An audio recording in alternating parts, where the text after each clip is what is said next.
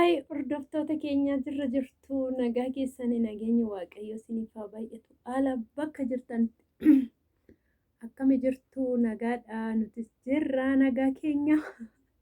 Hordoftoota koo biyya keessa biyya alaa jirtanii akkam jirtu nagaa keessanii jirtu nutis jirra nagaa keenya jiru jireenya hundi bareeda. Hordoftoota koo warroota na jaallattan warroota na jibbitan jirtu miti. Nagaadhaa nutis jirra nagaa keenya galanni gooftaatti haa tolu. Akkam isin jiruuf jireenyi hunduu bareedaayii. Ana biraa hundiyyuu bareedaa nan babbade maleeyyuu viidiyoorraa nagaa kootii nageenyi koo badhaadha garuu yaadumanii viidiyoorraa badaadha. Asumaan immoo kootta shoorbaa dhugaayii. Kun shoorbaa misira duudaa ruuziis qabaa kaarotii qabaa waan hundaayyuu qaba jechuudha.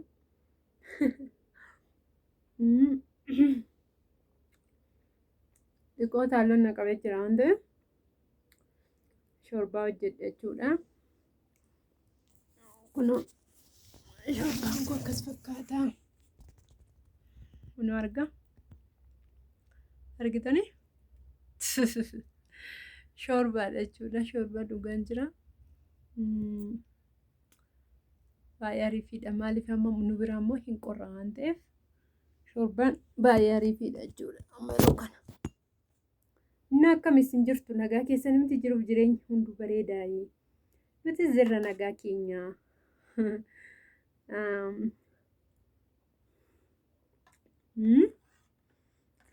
Anis nagaa kooti jaarsi koos nagaadha. Mucaan koos nagaa isaati. Mucaan koos nagaadha jechuudha. Nagaa isaati isiniin jedhamte naan irraanfadhe. Mucaan koos nagaadha jechuudha.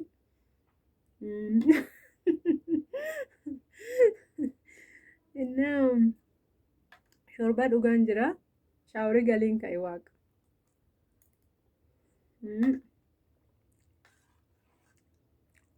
Intuma maaliif utaalloon immoo yeroo qaama dhiqatanittu sinitti ka'a waan ta'eef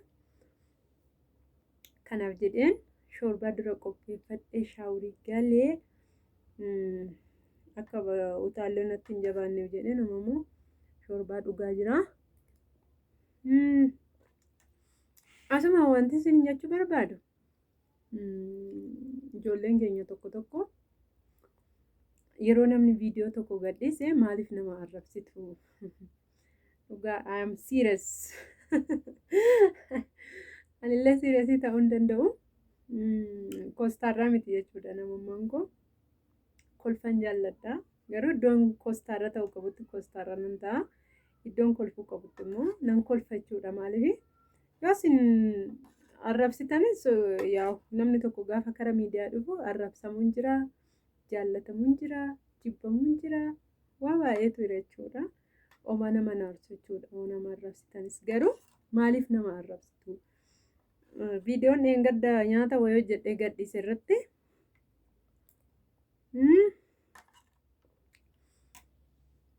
nama tuffattu jechuudha. Dhugaa garuu hunda nama hundaa miti. Tokko tokkoon keessan jirtu kan nama tuffattanii, kan nama arrabsitanii, arrabsoon namaa kan isinitti tolu. Yoo isinitti toluu baate ilaaltanii dhiisuu dandeessu malee nama arrabsuudhaan mirga hin qabdan jechuudha. Tokko viidiyoo tokko irratti viidiyoo dheengadda gadhiise jalatti moo tortoraa maaloo naan jettee dhugaa nyaata nani hojjedhe sitti hin tolle qammastee argitee na arrabsite moo maaluma argiteetu na arrabsite siin jedhaani dubaraa taatu dhiiraa taatu hin beeku garuu maqaa dubaraati jechuudha.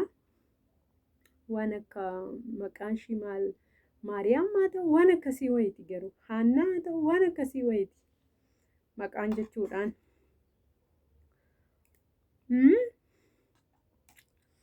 Maaliif nama arrabsitu qoy? Shoorbaan ana hojjedhee dhugaaru kana tuffachuu dandeessa garuu abbaan taate garuu waan ana hojjedhe immoo dhuftee qammastee hin ilaalle immi'aawun beektu cal jettee nama arrabsiin siin jedhaan obboleetti kiyya. Abbaan taate hin beeku. Obboloonni keenya tokko tokko warri nama arrabsitanii namuma dur nama osoo as jiru waa tokko nama arrabsuu dubbii arraba bareedu miidiyaa irraanis nama arrabsa jechuudha nama maalummaan isaan beekamne. Inni har'a maala isinitti dhufeeyyuu seetan akkuma tasaas mana kanas dubbadha eetani malee isaaf iyyuu miti jechuudhaan kanan dhufe.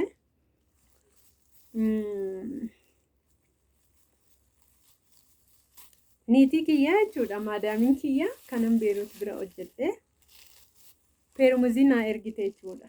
Mucaa hiriyaa koo tokkotu deemee fuudhee isheen immoo namatti naa ergite jechuudha. Asumaan ergaan sinii dhaamuu barbaadu yeroo meeshaa namaa fiddanii dhuftanii maaliif tokkicha dadhabdanii fiddanii dhuftaniittu yeroo as geessan immoo har'adha boruudha namaan hin jettanii nama rakkisiina jechuudha. Dhugaa dubbachuudhaaf ani xiqqoo amma karaan deddeemu waanan ta'eef karaa deddeemaan jiru baay'ee jechuudha. Karaa deemaan jiru sirumayyuu amma yeroo kana manumaan ta'a yeroo baay'ee manaan baawwan jedhes na jibbisiisa. Amma immoo yeroon koos kara deemuu jira waan ta'eef baay'isee manaan ba'u jechuudha. Inna mucayyoo hiriyaa kootu irraa fuudhee maadaamii koorraa isheen immoo mucayyoo wayiitti na ergite mucayyittii sabbata irti dhugaa dubbachuudhaaf kadhaa meeqaan deemameetu peermuziin kun argame jechuudha. Anaa miti lammiitu guyyaa meeqatti bilbilee har'a nuun jetti boru nuun jetti iftaan nuun jetti asuma wanti isinii dhaamu barbaadu obboloonni koorri biyya arabaadha.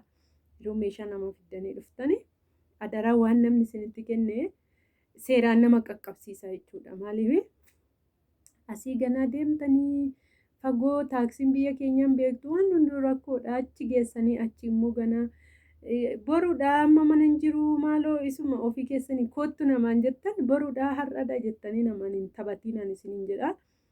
Adaraa namaati yoo adaraa namaa fiddanii dhuftanii kennaa jechuudhaan har'a boru jettanii namaan hin taphatiina. Mucayyoon kun garuu peermuziin kun edda dhufe ji'a darbeera garuu har'a boru saniin jettu ture jechuudha. Kunoo argaa maadaamii kiyya naa bitee maadaamii kiyya bitee naa ergee jechuudha peermuzii kana baay'ee bareeddi baay'een jaalladhee isa biraan adiidha. Yaa adii isa adiis miti adii isa qoshoshee nama rakkisus miti. Peermuziin immoo mamuun qoshosho jechuudha. Peermuzii biyya sana maaltu adda godha seetanii baay'ee jabaataadha. Bishaan qorraadha yoo dhiqxanii waa tokko xaaxaan qabu maaliin jedhu kanaaf jedhee peermuzii naa biti jedheen jechuudha niitii kootiin maadaamii kootiin inni akka kootti maadaamii sin jaallattu siniif haa kennu yeroo garaatti baattan immoo kanuu yaaddee bakka kanan sii godha siniin jettu garaa siniif haa laaffistu siniin jedha garaa siniif haa laaffisu maadaamii ariifitti tokkoon isaanii gaa maadaamiin jiru hin beektu warri biyya arabaadhaan tokkoon isaanii nama gaarii gara laafessi hin jiru tokkoon isaanii immoo zorri ani nama ni ilaalleyyuu jira jechuudha. Ani amma iddan galee waggaaf wayii fan deema jechuudha. Garuu yeroo baay'eeyyuu miti ani ishee bira kanan hojjedhe yeroo xiqqoon hojjedhe garuu baay'ee nama gaariidha jechuudha. Maatii isaanii buriini anis hojii yeroon hojjedhu garaa koorraan hojjedha isaan fuulduratti qofa miti akka isaan na arganii qofa miti maaliif amanamummaan ofii keessanii waan ta'eef yeroo namni nama argu bichaa waan gaarii gochuu sirrii miti isaan duubas waan gaarii gochuu qabna jechuudha ijoolleen keenyas. Kanaafuu isiniin jedhaa kunoo kanuma isinitti agarsiifachuu dhufe har'a peermuzii naa bittee niitiin kiyyaa kunoo kanaan malkiin sadas nama jedha kunoo qadaada isaati kun immoo adiidha argitanii masiin lummuttiidha kanuma isinitti agarsiisa eetanan dhufe har'a peermuzii naa bittee jechuudha.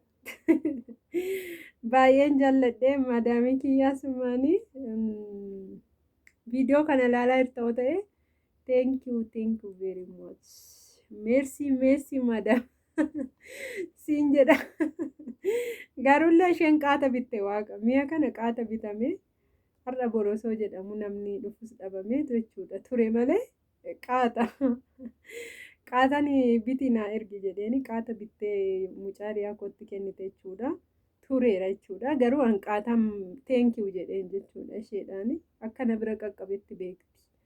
Amma garuu isheen mucaa kiyya eegarte yeroo teesse suura kaasinaa ergi mucaa keettetti maaltu beeka daayiparillee bittee erguu dandeessi.